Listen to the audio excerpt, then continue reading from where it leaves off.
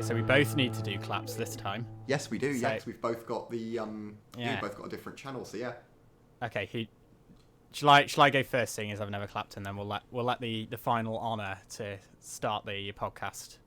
Of course. You can do your clap and then get yourself psyched up, ready to do like. Yeah, it's auspicious. You've got to do it for good luck now. Yeah. If you ever record in person, I'll just have to close my eyes while you do it. Yeah, exactly, and like it'll help you. It'll give you an extra few precious seconds to like psych yourself up for what's going to be, I'm sure, the best intro we've ever done.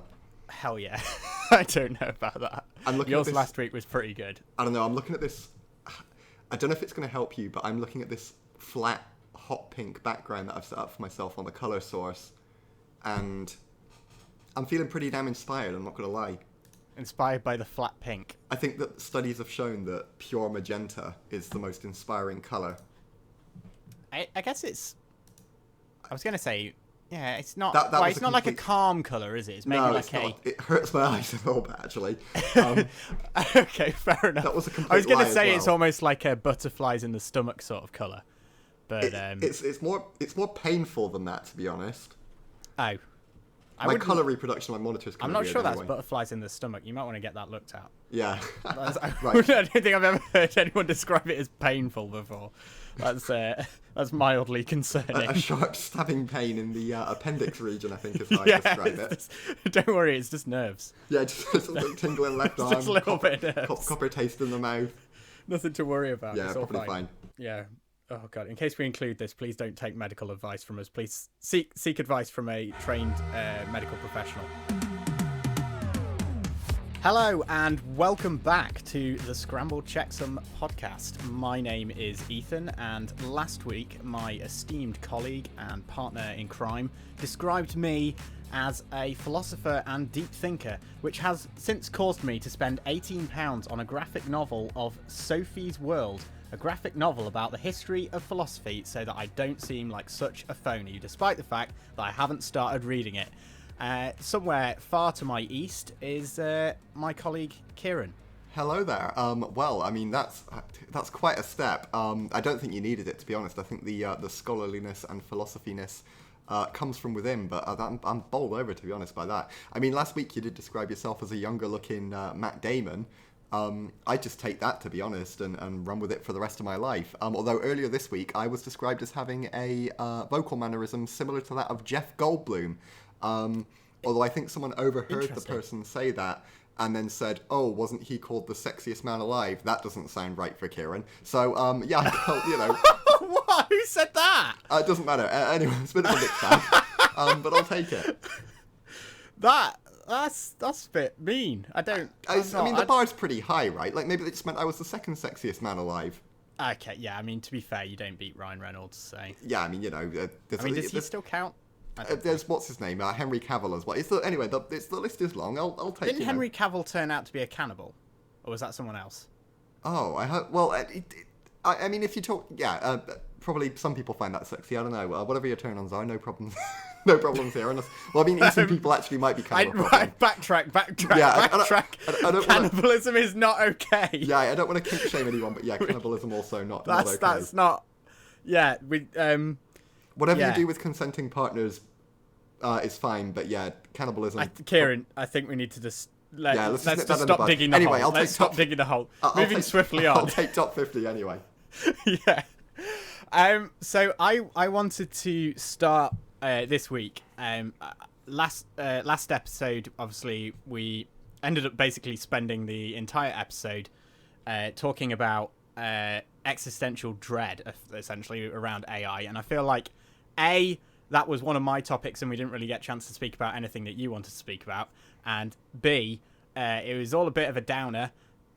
Or maybe an upper, who knows, and maybe we should, talk about something less of a downer. That sounds wonderful. I mean, if they listen to our podcast, I don't think it's really a downer. I don't mind who the fans are. Cannibals, evil AIs, either is fine, as long as they watch. They got to watch all the way through, though.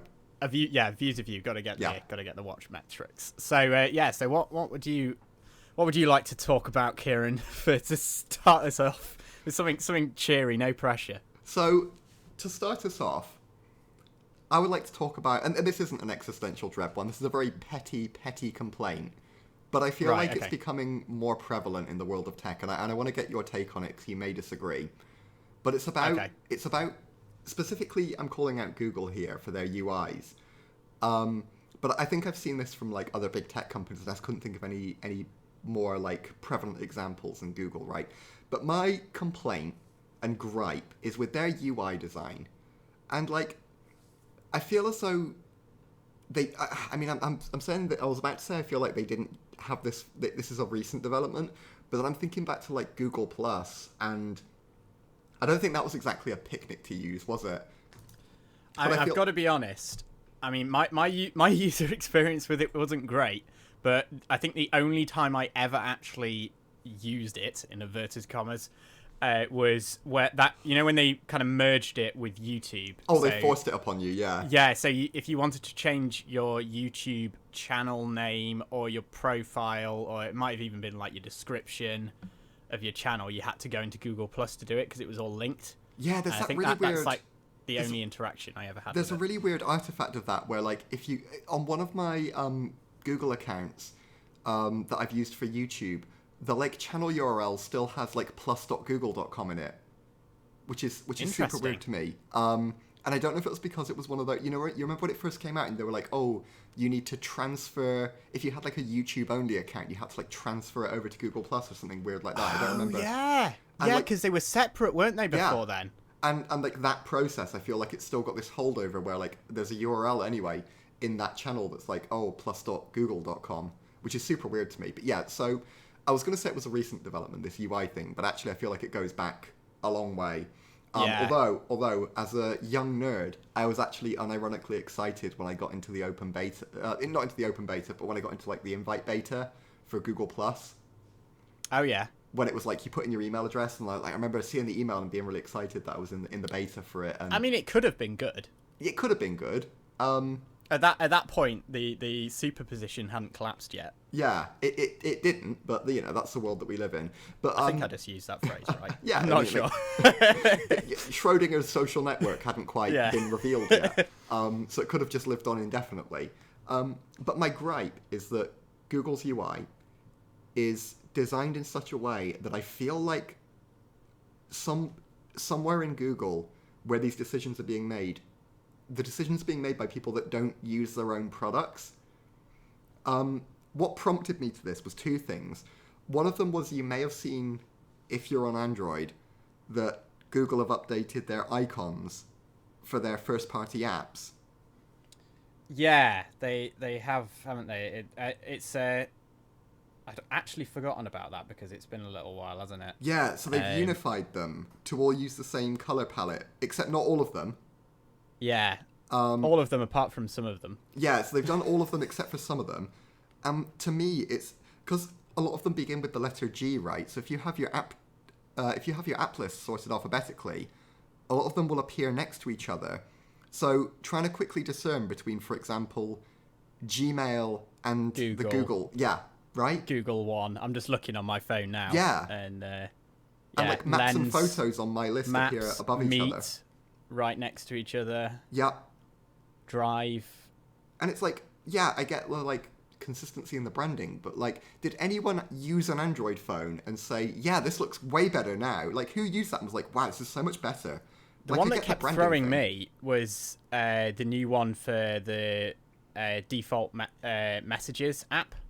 Yeah. Android messages app, because the notification thing, they changed that as well. And I kept seeing the notification and going, what the hell is that a notification for? Yeah, it's super weird.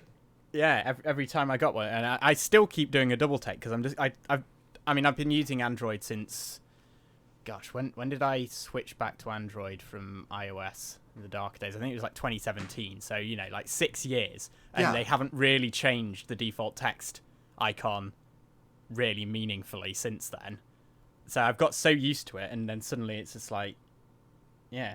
And it's like, was there someone sincerely at Google who, when they were like trialing this, like opened it up on their phone that they actually used and said, yeah, I actually really like this. It's so much cleaner now that I have 3 apps exactly next to each other that all have an identical looking icon. So at a glance, I can't really tell which one I'm going for.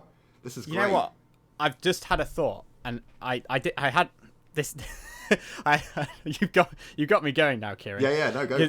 That doesn't bug me a whole amount, because I mean they change them all the time, and I think as long as I can still tell which app I need to be going to do things, like, I mean, changing the names of them is the thing that annoys me That's more frustrating, when they yeah. do things like that. But the thing that annoys me, because for a long time I've been on Android 10 until I went to a new phone, and now I'm on Android 12 or 13, I don't even know, and I don't really care, to be honest.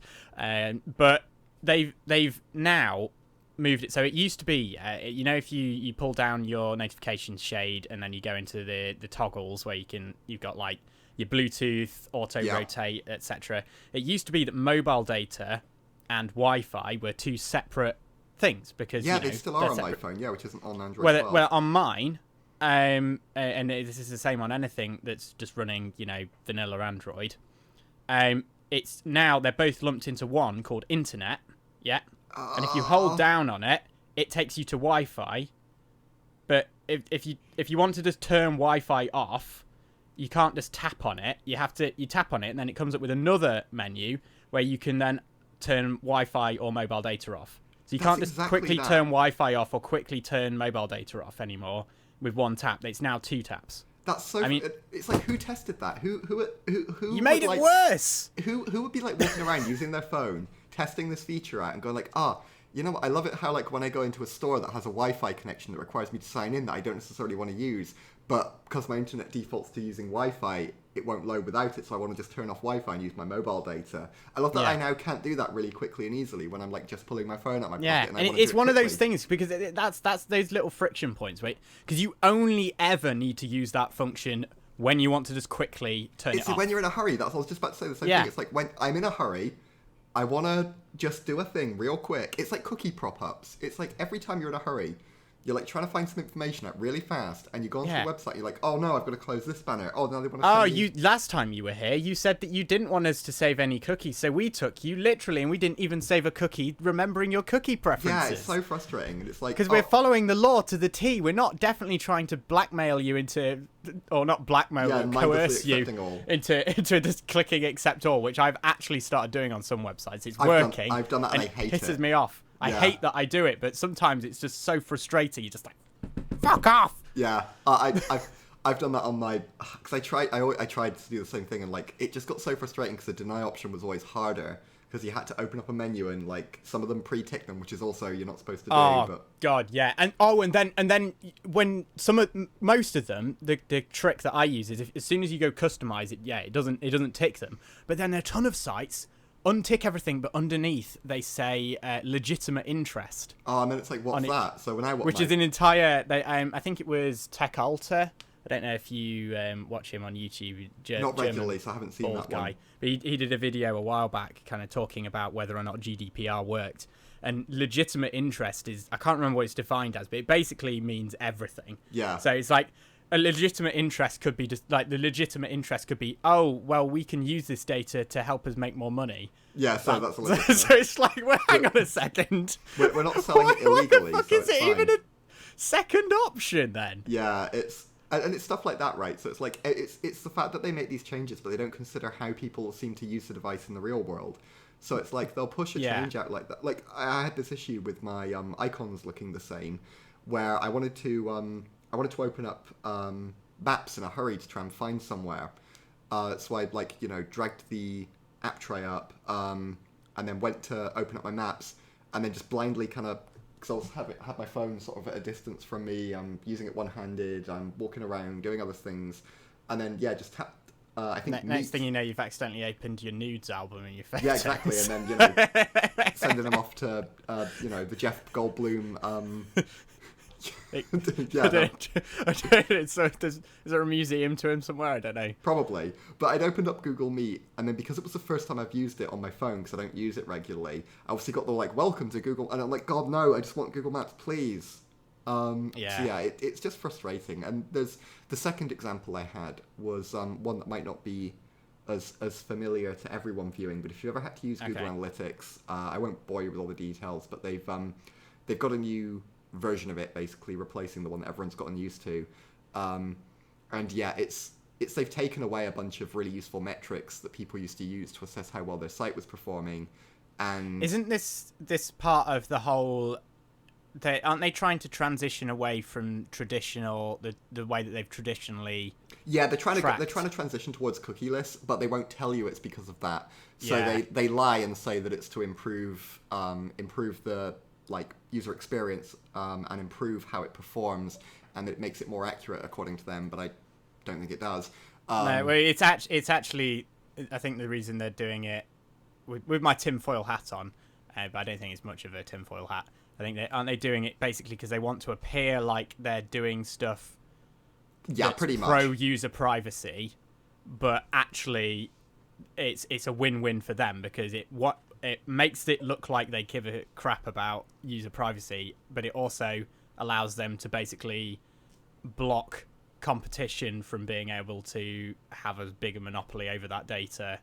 I can't remember the exact because it will only like the tracking only works in Chrome or something, or I can't remember the exact stuff reason. like that. It's pretty much them saying that it's good for the end users.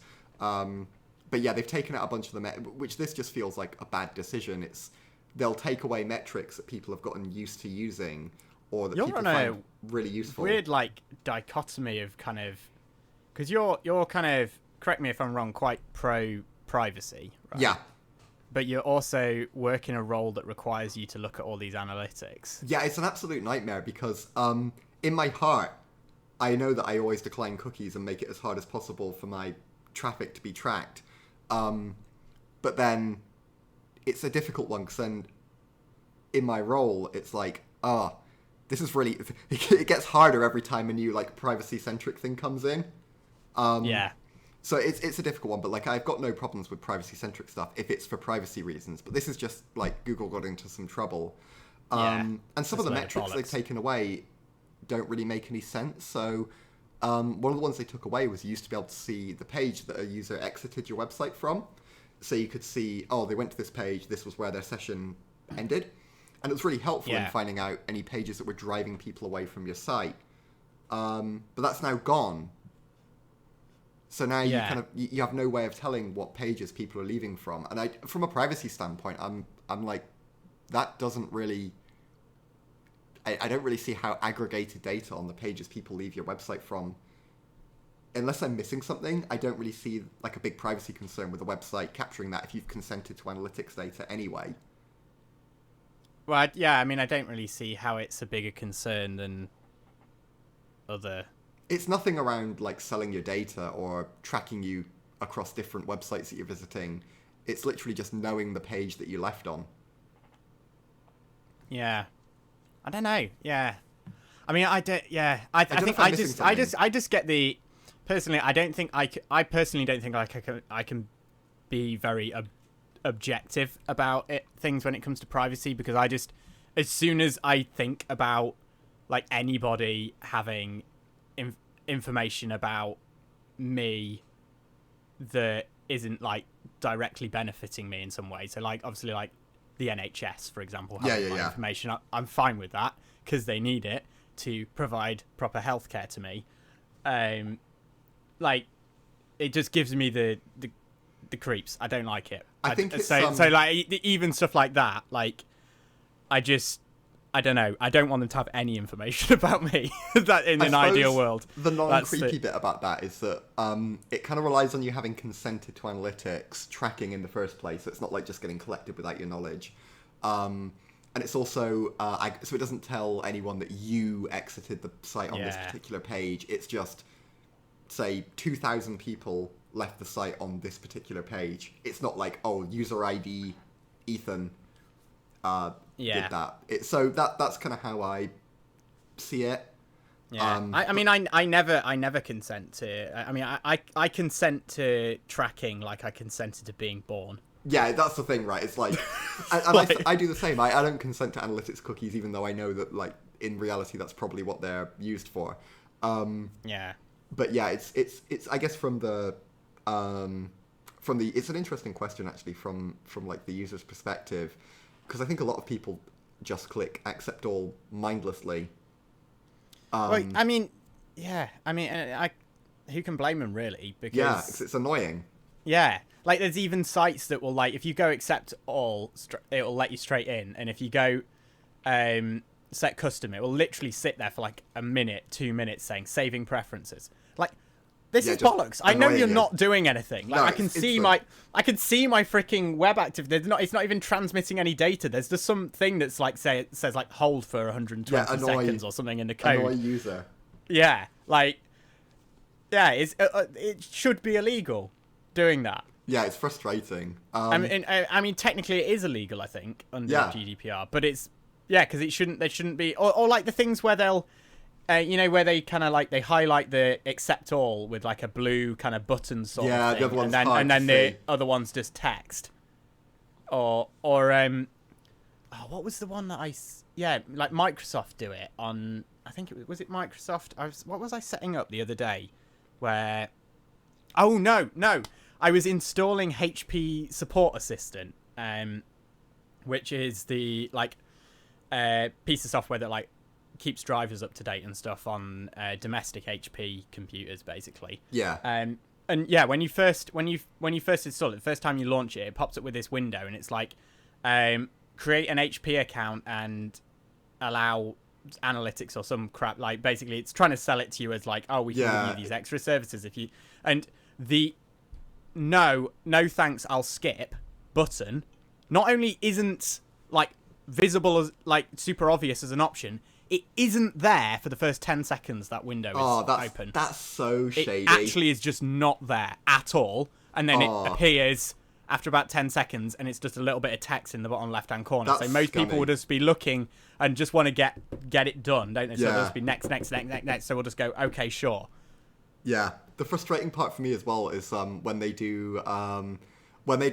make it sound like if you deny, you're gonna get like an impacted experience somehow. So it's like, no, I want a worse experience, or it's something like that. Yeah, because I want to miss out on features. Yeah, no, I want a worse experience. So yeah, Jesus. it's interesting actually with the web analytics stuff, because I totally deny all every time, but then I know that I'm one of those users that's gonna impact on the site owner's like ability to see what pages work well. I think the problem was during the good days, during the bad days, when you could do kind of whatever you wanted, everyone just took advantage, didn't they? And they kind of took the piss a bit, and like creeped everyone out with the like retargeting stuff, and just kind of went too far.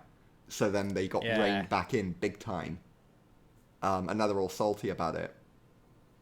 Yeah, it's a strange one. I mean, I don't know. Yeah. What's really cool is that there's actually companies that do. I'd be really curious if your take on it. It's probably something you'd have to go away and research, because I know it's not a simple thing to know about. But like as a privacy advocate, are you going to talk about Say Mine by any chance? No, it's a different one. So to give anyone some background listening, Ethan's quite a privacy advocate, and he's more knowledgeable on the topic than I am. But there's only from watching Lewis Rossman rants. Well, there's a quote unquote privacy centric analytics thing that's not Google related at all. It's called Fathom Analytics. And it's I believe I'm not super up to date on it. I just read the website, but it's cookieless, I believe. Okay. And it also. I'm not going to say too much more about it, because I think I not to set your homework, but I'd be super curious what you think about that. Yeah, I mean, I feel like you might have mentioned this to me before, because I think if I'm putting my rational head on, I'm not against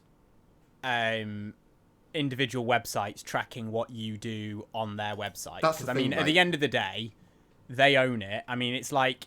It's no different to, like, I don't know, if you went to Asda. Yeah, it's like a store, right? A floor assistant, like, keeping an eye on a customer walking around the store. You know, you're in their property. Or having like a laser store counter thing at the entrance, where when you walk in, it ticks that like one person has entered the store.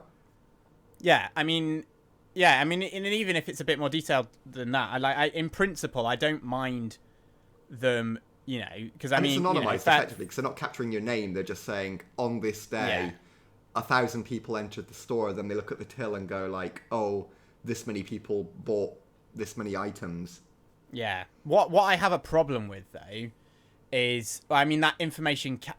There isn't really a way that they can truly, honestly, like, even if you don't have any malicious intent at all, there isn't really a way. I don't think that they can actually, honestly, not know if enough walls are broken down.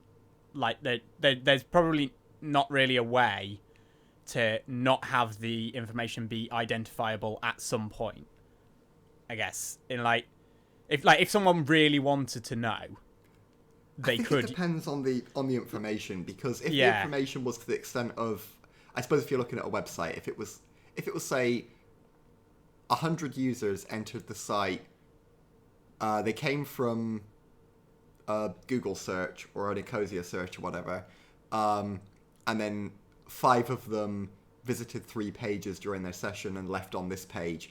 There's no real way, like, you can't really take that any further if your site doesn't collect anything else on them. But realistically, a lot of sites are collecting more than that, aren't they? Or at least Google is. The issue is it's the big sites. Because you've got all the fingerprinting and everything, so they know they can tell the site, they know the size of your screen and all these. They use all these things to uniquely identify you, and there's not really anything that you can do to stop that from happening. That's the issue, is other than, I don't know, use a different monitor with a different resolution every time you go to the website. That would be a cool app. Stick it on your phone, and if it could some way spoof your screen size, so it said maybe that you had like a 1x1 monitor. Oh, Kieran, we've got a business. Or every this time is going to be the next big thing. And it never VPNs showed. Eat your heart out. You need to obfuscate your screen resolution. Yeah, and if it obfuscated everything. So if it said, I was going to say it would be really cool if it obfuscated it with really weird information. So it's like, oh, this person visited your website using a 13 pixel by 2 pixel screen, running Fedora OS, on a Apple iPhone. Oh, on an iPhone. Yeah. Yes.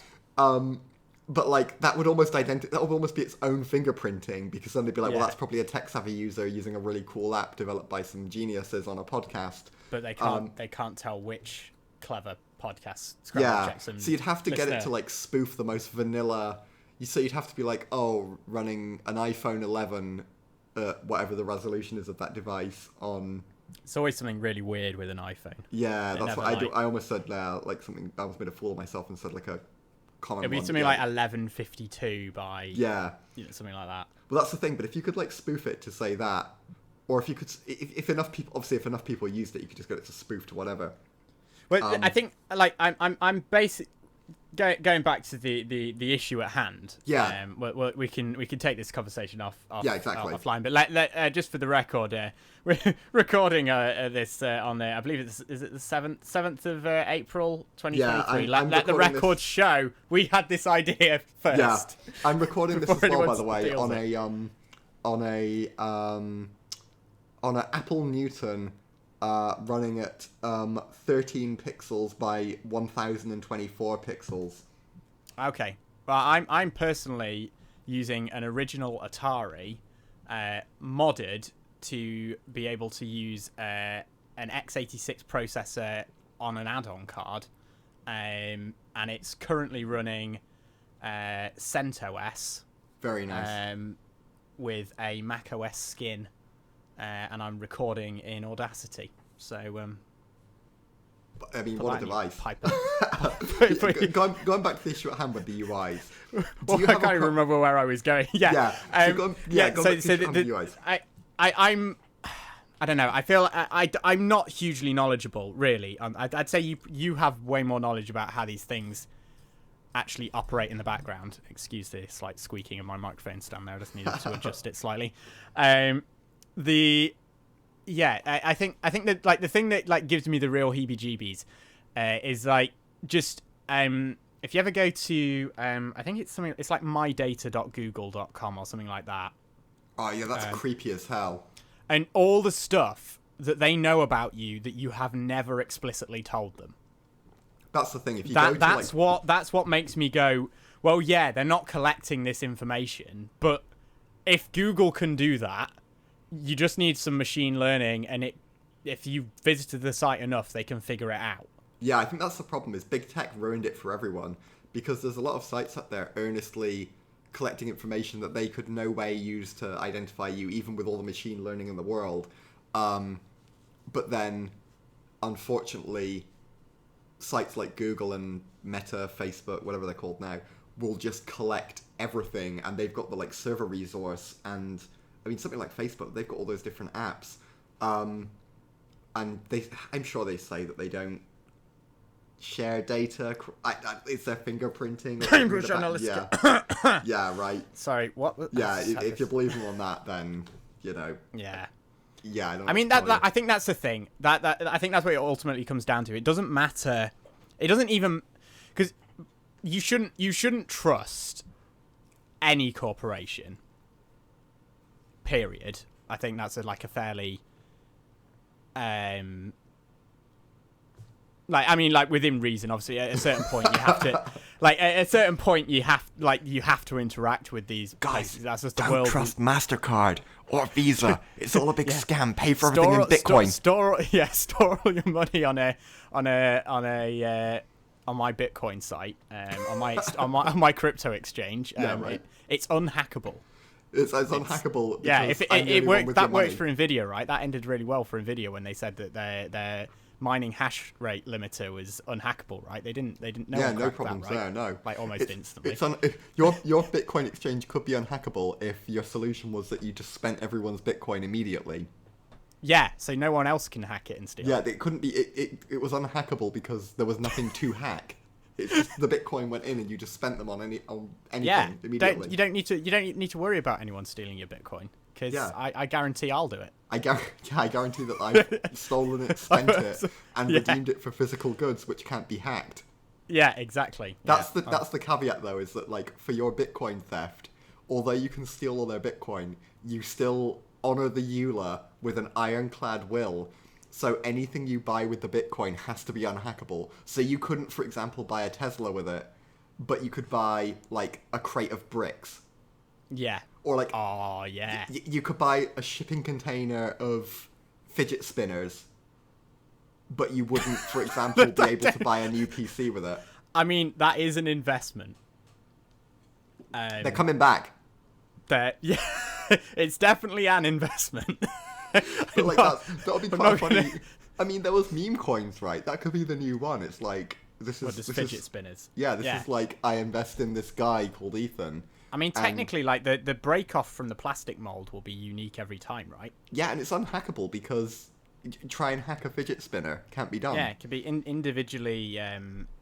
individually identifiable, non-fungible spinners. Exactly, and you could use it to buy like a really fancy car, but you just have to buy one from like the 1950s. Yeah. You could be like, oh yeah, are we meaning, when we say hack, are we meaning we're basically meaning digitally? Yeah, it's like so you could get away with you could buy a car from like the 1960s and be like, yeah, well, it's not hackable. Yeah. Your Bitcoin wasn't hacked. I spent it and stole it, but the currency wasn't hacked. Oh, that's just reminded me of we were going way off track, and I can't even remember what I was talking about user interfaces. But and you're now running a Bitcoin scam. Something bugged me today. So, dear listeners, I want you to know that I'm not a bum. I've just had the week off, and that's why I spent part of my day watching Disney Plus. You can spend the whole time watching Disney Plus if you're just making all the money off Bitcoin, except you wouldn't be able to spend the Bitcoin you stole on Disney Plus because your password could be hacked and thereby. Yeah, and also it's like, I don't know, it's not an investment, is it? Because you're just pissing your money into. Yeah, exactly. You'd have to buy the VHS tapes. Yeah. Or the DVD box sets. I wonder what the depreciation. Anyway, the thing that annoyed me, it reminded me, talking of 60s cars. So basically, I'm watching this show, which is it's based on War of the Worlds, cool. The original book. But there's just been, without giving too many spoilers away, they basically, in the episode I watched today, they drove a car, and obviously like all the cars have been like non-functional because basically anything. Or most computers have been completely fried by the massive like EMP that hit Earth. But they get in this car and it's like how did you get this working? Oh, it's super old. But Yeah. it's been 6 months plus at this point since the attack. Right. Yeah. Yet somehow the fuel in the car is still fine. Oh, they forgot that petrol goes bad. Yeah, petrol and diesel doesn't store It's for not like shelf-stable. more than like 3 months or so. The Walking Dead had that problem too. Yeah. They just drove around in cars that were really old, but the car still works, but It doesn't. Yeah, the car you might be able to get, but you need fresh fuel, you need to dude. flush. Yeah, you need to flush the engine through. Yeah. Sorry, flush the engine through. Like, yeah, you flush the fuel tank out, and the fuel filter is probably like no. You need to replace the fuel filter anyway. No, we're not mechanics. I don't know. You would but the fuel wouldn't even be usable even if you did. The car Like, wouldn't there wouldn't be start on any that if fuel. they hadn't refined any fuel since the apocalypse kind of you sort can't of just have thing petrol. began. Yeah. It'll So that's frustrating.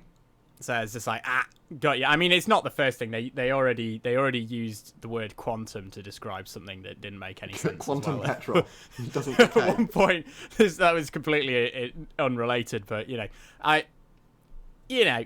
it keeps me entertained for an hour. If you want a related, and again, I started out talking about user interfaces here, but if you want a related gripe, have you ever seen the show Snowpiercer on Netflix? I have avoided watching it. Yeah, so do you know the conceit of the show, like the main plot? So isn't it basically like the only people alive are living on this train? Yeah, and I was like, so my question is, why are they on a train? Why not? Because, well, the idea in the show, and I think they didn't really fully explain it. I've only seen one season, and I've dropped it basically. I watched the trailer and I dropped it. Yeah, that was a wise call. You got further than me. It was entertaining enough, but I got too frustrated. But yeah, so the conceit is that they're driving around the world on this train, and I had a couple of problems with that. The part I found most specifically frustrating, though, was that the reason that they seem to give in show for why they have to be on the train is that everything on the train runs on these batteries, all the life support to keep the cold at bay, yada yada yada, all runs on these batteries, and the engine going around the world again and again is what keeps these batteries charged. So that's why the kind of like yeah. So it's like, oh, if we ever stop the batteries, because there's no way to generate any power other than from an alternator on an engine. Yeah, so that's we all know that. I was like, wait. So even if the and they said basically at one point, I think a direct quote was something along the lines of, if the fuel will never run out, but the parts on the train will wear out. So the idea was that this fuel on this train is infinite. The train can keep moving indefinitely. What fuel is this? They never explain it. As far as I've got, they never explain what the fuel is. But my question, and that I couldn't get over, there was a couple of things I couldn't get over, but the main one was, if the fuel on this train is infinite and it needs to keep running, say it did need to keep running to keep these batteries charged, why could you not just live in a building and have this like pointless wheel spinning eternally in the background, running a generator? Why did it have to be powering a train? Why can't you just be in a building? I mean, you're just wasting spinning? energy that could have been turned into electricity. Yeah, right. Why does it not just spin and charge? Support? Yeah, and power more batteries. Like, you could just have a huge battery bank in a building and then spin a wheel pointlessly to charge these generators. It didn't have to move something. The fact that this power source though? Well, that doesn't make any sense. What? There's infinite. I mean, like practically infinite power sources. Even like I don't know, like a there was no mention of like fusion reactor, but like even that, then like just The main part that frustrated me the most was that obviously it's a train, so it has to run on tracks. So that's one problem. Well, that's the other thing. Like I was going to say, like they could have gone with like, we need to stay on the move because if we stay in one place for too long, the monsters will get us. Yeah, but it's a train. It follows a predictable path. It goes round and around and around. It follows a predictable path, and also if someone breaks said predictable path, there's no way to go anywhere else. So it's just. Well, the idea is that everyone's died, but it's like it's a single point of failure. So as soon as one piece of that track breaks, which it will, especially if it goes through the UK.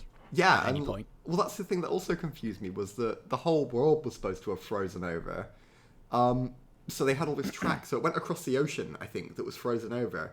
But who built the track? So when it was so cold that salt water in the oceans had frozen into permafrost, who was able to survive and go and lay track that would last? That's a lot of track. It's a lot of track. Like, it's a lot of train as well. yeah. I mean, that's like an even bigger endeavour than HS2. Yeah. How much ancient woodland did they destroy to build that bloody track? I think the permafrost are probably taking care of that for them. But yeah, it was just like... Maybe it is HS2. Maybe that's what it is. That's they had to keep coming up with more and more extravagant excuses for its existence, and eventually they had to. Right, we're going to have to cause a nuclear winter. Yeah, and it's going to be humanity's only survival. I can imagine for some reason Boris coming back out of the hole that he's crawled into, coming on TV with it being like -100. Outside, and you're like, well, no. What I'm proposing is that we build the track HS2, and we take it around the world, and it'll allow you to go from London to London around the world in just 200 days. Yeah. I mean, that's pretty slow. That's a great idea. Even Phileas Fogg managed it faster than exactly. that. Exactly. Yeah, I can see Boris going on TV and saying that's a great idea. Now I know a lot of us all are perished in the cold, but I'm saying if we can just shave 100 days off this journey around the world to London from London, then I think we'll perhaps pull through. Oh no! It is like his kind of idea, no, Kieran, what have we done? We got political. Kieran, what have we done? If you are a Boris Johnson voter, I don't know what to tell you. I mean, I've got to be honest. If you voted for Boris Johnson, fuck off. We don't want you here. Stop listening to our podcast. You don't belong here. Yeah, I'm sorry to say. I don't think there's too many fans of tech in the Boris Johnson administration. No. I mean, other than for no, you know what? Yeah. That's slander. I'm not gonna say that. I'm not gonna say it. I'm gonna stop. I'm gonna stop, Kieran. But yeah, big tech and UIs. I don't think they do them too good. Anyway, I think at some point in this conversation, I was going to circle back to something to do with Google UI. Oh yeah, that the other thing that annoys me about the new design of the toggles on the notification shade is that you used to be able to fit, I believe, 9 toggles on one page. Yeah, you and did. Now you can only fit 8 because they made the toggles freaking massive. Yeah, what the hell? Like, I've got 8 on mine at the minute. What's your limit on? 8. Okay, so I do have 8. In fact, I've got that it used to be 9. Like, I've got my old phone on my desk here. You can actually you could get 9 powered on. Hang on. But yeah, see, passcode. Why? Let's see. That's the thing. Why would they reduce that? Who at Google was like, confirmed. When 9. you use your phone, don't you like having less options to put stuff there? Wouldn't that be handy? I mean, if anything, on the old ones, you could have crammed in more. Yeah. Because there's so much space in between the icons, and but what they thought is, no, we'll make the icons bigger, and also we could make them bigger and just keep them at 9, but no, we're going to make it 8, and we're also going to make it so the thing that annoys me more than that is that obviously when you pull it down to view the whole thing, obviously it's 8 instead of 9. Yeah. But it's even worse when you've just got the one when you just pull down the notification shade before you pull down the full toggle list. Because it used to be in the top, the quick access ones, you could have 6, and now you can only have 4. Oh, that's really annoying. Like, I've got 8 with one gesture. It's twice as bad. You lost 2 on that one. The one that you're going to be wanting to access even more often. Why? That's what I don't get, because it's not from lack of paying people. They're not penny pinching on it, right? So because they're chasing Apple with a freaking flat ass UI design, but the thing is, Material U or whatever. But who? Even at Apple, again, it's not from lack of paying. Who is saying? Who there has not said that the Emperor has no clothes, and who is saying, "Oh, yeah, that's genius. The users are going to love it." It is still better than Apple's version, the Control Center on iOS. That's the thing. I will give them that because you why? can't really. Why is that bad? Why is it like that? I don't know. Like in fact, actually, hang on. Let me verify this. They have. I can customize it, but I can't customize where the icons are. That's the thing. They have good designers. So why is it bad? Why is it not? It should be a gold standard, and I think that Apple do get UI right a lot of the time, or maybe not UI, but maybe user experience, maybe UX instead, because I feel like their UX is rock solid. Like you'll be using like a Microsoft program or tool, and it'll have some janky thing you have to do, and you'll be thinking like, this is frustrating. This would never happen if this was an Apple device, right? And it pains me to say that, but you do think, God, this is really awkward. I mean, there's a lot of qualifiers I have to put in front of this, but in a world where you could run any kind of PC game that you want in macOS, like natively. Yeah. And Apple didn't have their atrocious attitude to right to repair. Yeah, that's a real problem. And upgradability. They actively built their computers to be customizable and upgradable. I would probably rock a MacBook Pro as my daily driver. Yeah, that's the thing, right? It's frustrating. But then how can they get the UX so good, but then do stuff like that with the UI? Who is driving that? Who's saying... Because someone has to be saying, yeah, this is great. This is way better. I think that's kind of why I don't know, whether... Can you have both, like, customizability and a great UX? I think it's doable. I'm trying to think of any UX examples. means user experience, by the way, for the uninitiated. Yeah, I'm trying to think of some examples that have both. There are... I'm trying to think. I'm sure there's been something that I've used and I've thought like, wow, this is a real joy to use.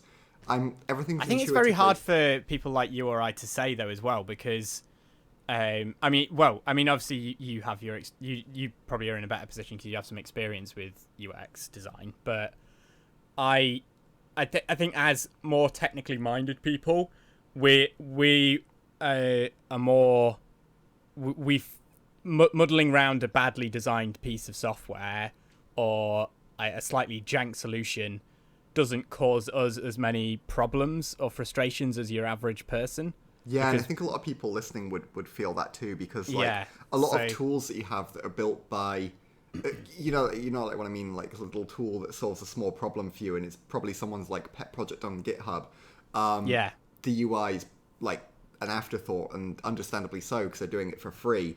So if you've had like a ton of experience using like small single developer or a small team free software tools, you've dealt with UI jank, so you're kind of but that's fine, that's always charming in a way, but it's when a massive your average person isn't using that kind of thing though. No, exactly. So. But it boggles my mind that a massive tech organization with people on staff who are teams of people probably on staff to do this can't. Facebook's really bad for this. Facebook is the absolute worst. Yeah, it's like I since I stopped using Facebook regularly, which I can't even remember when it was. I was still a teenager, so many years ago. Yeah. I every time I come back to it, I'm just like, where the hell is everything? Like, it used to be so simple. Like you had like newsfeed, messages. I think that was it. Yeah. Or marketplace. They had a marketplace, I think, probably before I stopped kind of using it regularly. But now, like, you go on there and there's so many freaking options. And if you're on the mobile version, some of the options don't exist. And if you're on, oh my god. Yeah. It's just like... trying to navigate the freaking marketplace thing to sell things. Like, that's it. Pretty much the only thing I use Facebook for these days. Like, I was selling some stuff for my dad, and it's just like, yeah, it's just so frustrating. And the frustrating part is that they all have a team, and they'll have a team of people who are tasked to, I assume they do, and there's been a lot of layoffs, unfortunately, but they would have had teams of people, or have teams of people to make that not like that. So why is it bad? And then the amount of times I've been on Facebook and clicked like a art, or it'll say like, oh, click here to learn more. This is more on the advertising side. You'll click like a link that says like learn more, and then it'll take you to a page that's dead. Yeah. And you're like, wow, they've not updated this. This feature's been live for 6 months, and why is no one checking this? It does seem to be it's almost like an everyone apart from Apple sort of problem, isn't it? Because it's like Microsoft, Google, Meta. And I was going to say my example of Valve. Of a thing that really nailed it and was kind of like a joy to use would probably be my original iPod Mini. Is like my most prominent example I've got of a device where I was like, wow, this is just, it's really intuitive. Yeah. Nothing. I'm never like, oh, this is really frustrating. Yeah, they did. Yeah, the iPod Nano and stuff. And, The iPod Touch as well, where I was like, oh, yeah, I'm having to scroll through a lot of songs. Oh, it speeds up as I flick down because someone tested this and said, I'm trying to scroll to the bottom of a long list. I want to be able to speed up. Yeah, what do they call it? Natural scrolling. And that is just like, I mean, Android has actually got it down now, I think, haven't they? Actually, really? It's like one more product I will say, and I'm totally undermining my own point here, but Google Chrome and its tabs nail this. Yeah. If you've ever used it, so I actually, because I'm such a nerd, I read a massive article about this. Okay, hang on. I'm opening Chrome now. Okay. I need a visual aid. Okay, right. So the way they've nailed it, and I read a really long article about this, like I think it took me half an hour to read. It was so long.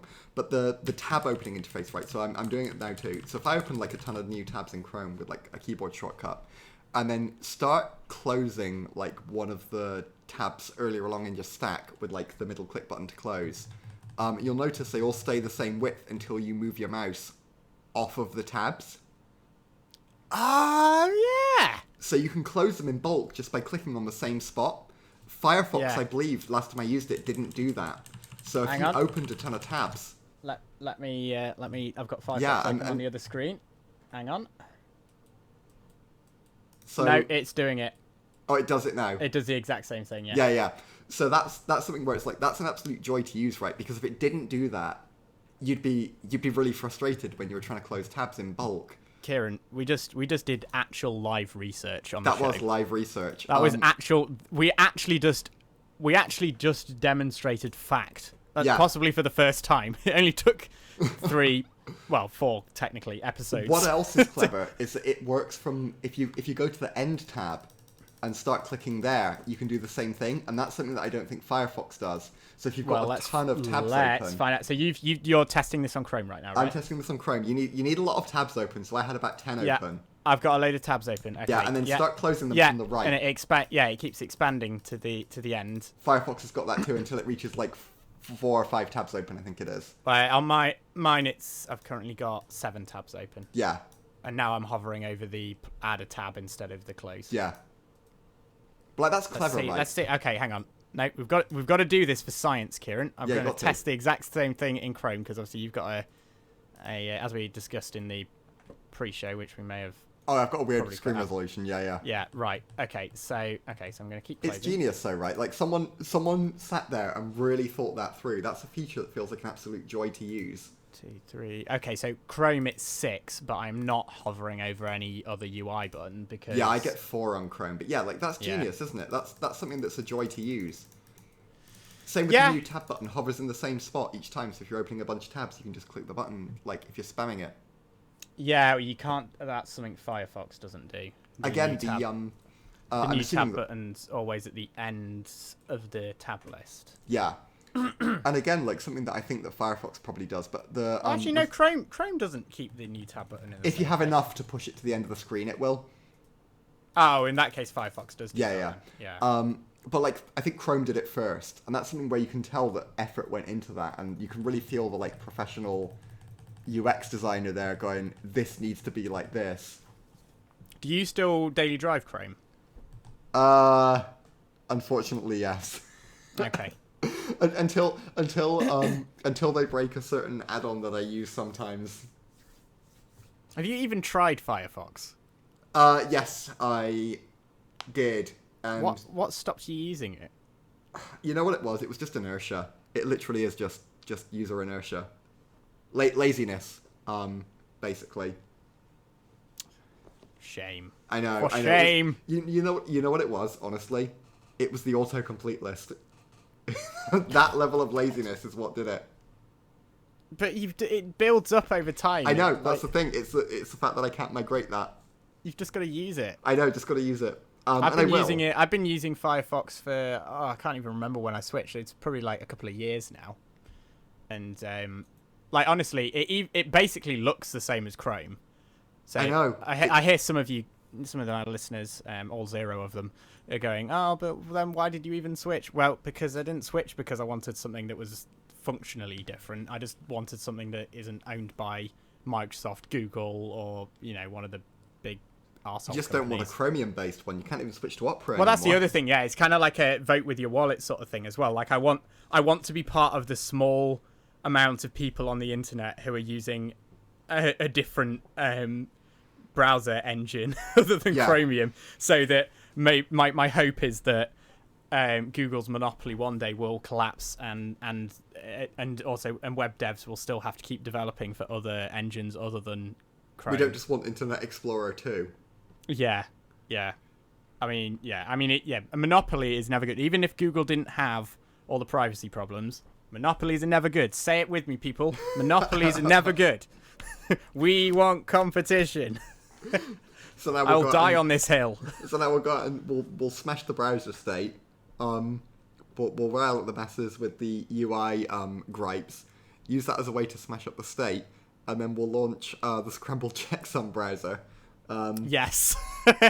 None of you. We'll just brush under the carpet the fact that it runs on Chromium. Yeah, exactly. Yeah. I'm on a version of other. Chromium where none of your interactions with any current web servers will work properly because we use a proprietary everything. Yeah. Moving on from we've been talking about you. I feel like you have well and truly got. I think you've met both objectives. We've talked about something you want to talk about, and it also has been a much lighter feeling conversation than because, like, editing through last podcast, like, and I blindly exported it before I realised that you forgot to cut that bit out where we got interrupted, and so I got and it was right at the end, so I got nearly to the end of proof listening to the episode, and then was like, oh no, so then I had to export it again and proof listen to the entire thing again. So I've listened to it so many times, and I felt a bit sad. I've still got to pre-listen to it as well. Oh dear me! But anyway, you've achieved both objectives. I think so. I feel, and there is something that I would like to talk about. Go ahead. However briefly, and once again, I feel like we must stress this is not in any way topical, because by the time you're listening to this, it'll be. We'll all be on a train somewhere going around and around the world. Yeah, we'll be riding HS2 over the Atlantic. But anyway, I want to talk about the Framework 16 briefly. Yes, that is an exciting...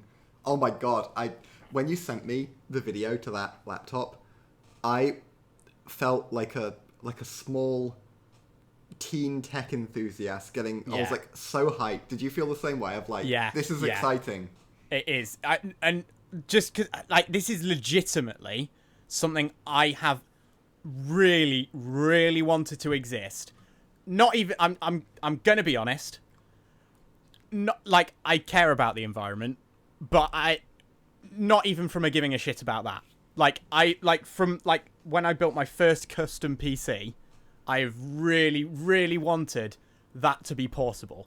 Like, to have that level of kind of like customizability. It's not like it doesn't just feel like we're going back to the good old days, does it? It's like it's like this is an exciting new frontier. It's like an alternative future we've stepped into where stuff turned out really good.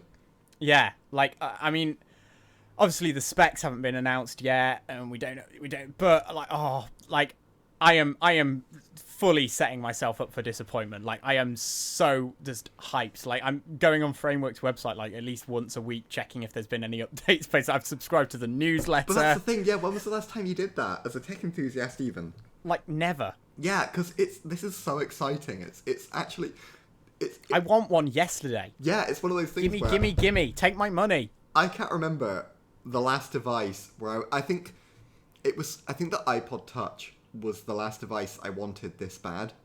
Yeah. And that's kind of embarrassing to say it's an Apple product, but I wanted one of them so bad. Me too, though. Me too. Yeah, I think. Bought one on release day. Actually, probably no MacBook Pro, which is possibly worse. That was what I really, and that was for context. That was going to be my and did end up being my first computer and the only laptop I've ever bought. Yeah, and that's the thing. It's like rekindled. You get so used, don't you, to stuff being announced, and you're like, wow, this is really disappointing. This isn't what the enthusiast crowd want. This is just and I don't even really get excited about like the new CPUs and GPUs coming out anymore, because like not just because it's like, oh well, I can't afford the new shinies. Yeah, right. But even from a like right now, I'm at a point with at least with my desktop PC where the only thing that I would change about it is being able to fold it up and have that performance on the go. It's just so exciting. It does everything I need it to do. It's the fact as well that the way it's designed, just it was as though they had someone there who was like a massive tech. Well, they probably did. But every single question that you had of like, oh, wouldn't it be cool if it could do this? You saw it demoed. Like, oh, wouldn't it be cool if you could move the keyboard over to like a non-standard... Yeah, you can move the keyboard to wherever you want. Yeah. You can have the numpad wherever you want. Wouldn't it be cool if you could have like different stuff instead of a numpad? Oh, it can do that. Yeah, they might even add those freaking the LED screens lights. And you've got the LED lights or like It just everything about it was like, this is really cool, but and then everything that you thought like this is a really cool, but I wish I could do this. They were then demo. Oh yeah, by the way, you can move this. Oh, by the way, you can do that. It's just so exciting to me because like the great thing about a desktop is like you only, if you need an upgrade, you only need to upgrade the bit that is falling short. So like to a degree, like obviously if you need a new CPU, you might need to get a new motherboard and maybe new RAM if it's on a new. But like all I have to invest in, like for example, my current computer, if I wanted to get some better gaming performance, I just have to buy a new GPU. Whether if I had a laptop and I need a better gaming performance, I effectively have to buy a new keyboard, mouse, monitor, RAM, GPU, CPU, storage, like everything. The entire thing has to be changed. But like it's now this in a laptop. Feasibly in the future, you might be able to get a higher res screen or something with better contrast, or you can get a new motherboard with a newer generation CPU on it, or you can just replace the GPU, or you can just swap out the ports that you want, or you could get a better trackpad or a better keyboard or a different keyboard, or you could change the... It's super... I think as well what was exciting... Gimme! What was exciting to me as well was that you could have one device, and so say for example at home you had say some older monitors that were on HDMI only. You could have like the spare modules for your HDMI, but then say you took it out somewhere and it was only DisplayPort available, you could swap out the ports. That was so exciting to me, was I could have just one laptop and I don't need to compromise anywhere. And no dongle life. Yeah, I can just buy some different modules and then have it configured in a different way for wherever I'm going. Yeah. So, I'm at home. And even on this, to be fair, like, because you can have 6 modules plus the PCI Express or MX connector or whatever it is that they're using. I mean, it is PCI Express. Whatever the connector it's using, it's still PCI Express. But you can have 6 modules. So you could have 2 display ports, 2 HDMI, and 2 USB. As long as you don't need headphones, because I think one of those ports is... Yeah, one of them 3.5mm. But like that's the fact you can have that. So you could say, I'm at home, I want to listen to my high quality headphones. And I want to have keyboard and mouse. Boom. I can swap them out. And I only want one monitor plugged in, so I can lose some of my display. It's incredible. Yeah. I'm so excited. I think the fact that they've actually considered what you do with the old devices really speaks to kind of... I hope it does anyway, speaks to how I feel that they are as an organisation. Yeah, I mean... Where they actually do care about that stuff. They don't just want your old device to be e-waste. I mean, they've set up a store where you can sell the components secondhand amazing. Online. And the fact that you can potentially, I know it's kind of still in early works, but I feel like they do tend to deliver on what they say they're working on. But the fact that you can potentially have your old device be a dedicated graphics unit, for example. Yeah. For and the backwards compatibility. Who else is doing that? No one. Yes. But I hope that I feel like this was absolutely the right move. This is what I was waiting for. Because I mean, I've been looking at I know that in the next few years, with how I plan on my life going currently, I'm gonna have to transition to laptop instead of desktop. That's perfect, right? So I've been looking. I mean, I was looking at I really want to get a framework, but I've been looking at eGPUs, and it's just they're just there isn't one that isn't a compromise. I mean, basically, if you want to use the eGPU, you're still tied to the desk, and the Thunderbolt interface just isn't high enough bandwidth for it to not be a compromise on performance of the GPU past, well, literally the GPU that I've got now, which is a GTX 1660, which is not exactly a high-end graphics card. And not even when it came out, it was like the scrub tier of the scrub tier graphics cards, because you had the RTX 2060, and then you had the 1660, which isn't just 2060 without the RTX cores or ray tracing cores. It's also like less CUDA cores, less VRAM, less memory bandwidth. It's like the scrub tier of the scrub tiers. It just absolutely is. It's not a 1650 or below, but it's... Or a 660, not that anyone's still using that. Well, I was using that card's brother for a long time, or a rival. Yeah. In fact, I still am in my server. I think it was it was around about the same sort of era and probably a similar sort of class, the 7870, Radeon HD quality card. 7870. Yeah, I mean, you know what? It's still going strong, so... touch wood. Yeah, I mean, it's just, it's just ideal. I mean, because it scratches all the itches. It's got the customizability, the affordability, because it's probably going to be up front. I think if we're being optimistic, it will start at $1,500. Yeah, it'll be expensive. Yeah, realistically, for a spec that I'm going to want $2,000 upwards, but once I've bought that, next time I need an upgrade, I don't have to pay all of that again. I just have to pay however much it is for the new GPU or some more RAM or a new motherboard with a newer CPU or a higher core CPU or whatever I need. Yeah, I can switch between AMD and Intel if I want to even. Now. It's like buying a desktop, isn't it? It is. Like the only drawback over a desktop is that there's no CPU socket. Yeah. But, that's a price I'm willing to pay. It's exciting news in the world of tech, which we don't get too really often nowadays. Because the other side of it is I feel like I've almost had this slight thing where I've been kind of feeling like the only argument for most people to have a desktop is if you want to tinker around with hardware and be able to upgrade the hardware. Yeah. Or if you do need a really desktop grade GPU.